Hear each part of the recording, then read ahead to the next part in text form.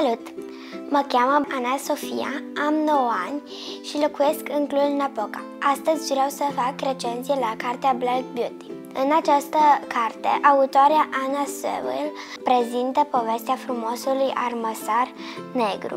Acesta are diferiți stăpâni, printre care unii blânzi și buni, iar alții mai răutăcioși. Dacă veți citi cartea, veți afla cum Black Beauty ajunge de la a fi înhamat la o trăsură aurită printr-un parc frumos până la a fi înhamat la o birijă din Londra.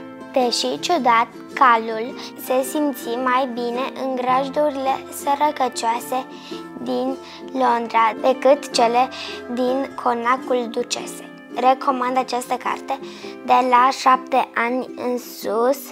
Eu îi dau 5 steluțe din 5, deși unele propoziții mi s-au părut cam lungi.